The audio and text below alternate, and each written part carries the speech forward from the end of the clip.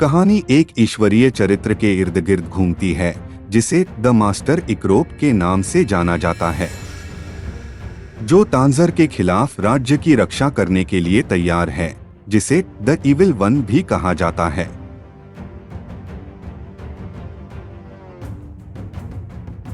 निर्देश पुस्तिका के अनुसार मास्टर इकरूप को तांजर और उसके 6 लेफ्टिनेंटों के साथ युद्ध में पराजित होते दिखाया गया था।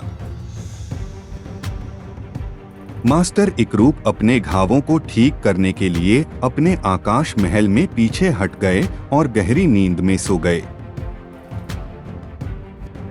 मास्टर की अनुपस्थिति में तांजर ने दुनिया को 6 भूमि में विभाजित किया।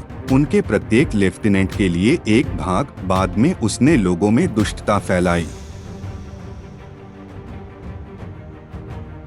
कई 100 वर्षों के बाद मास्टर इकरूप पूरी तरह से ठीक हो गए हैं, केवल यह पता लगाने के लिए कि उनके विश्वास की कमी के कारण उन्होंने अपनी शक्तियों को खो दिया है।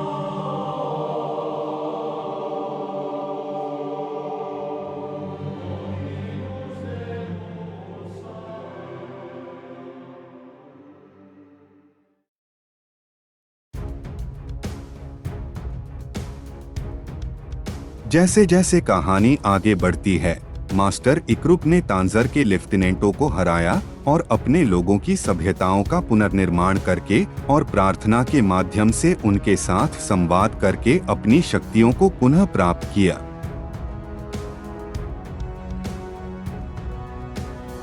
सभी लेफ्टिनेंटों के हारे जाने के बाद मास्टर इकरूप ने तांजर के गढ़ डेथहेम पर हमला शुरू कर दिया, अंततः उसे हरा दिया।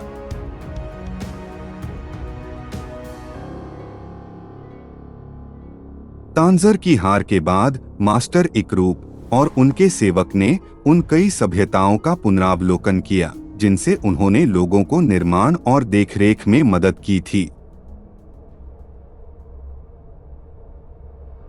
सेवक देखता है कि हालांकि लोगों ने एक बार मुसीबत के समय मास्टर इकरूप से प्रार्थना की, उन्हें अब इसकी आवश्यकता महसूस नहीं होती क्योंकि वे अब खतरे में नहीं हैं। मास्टर इकरूप और उनके सेवक फिर आकाश महल में प्रवेश करते हैं और उस समय की प्रतीक्षा करने के लिए स्वर्ग जाते हैं जब उनकी आवश्यकता हो सकती है।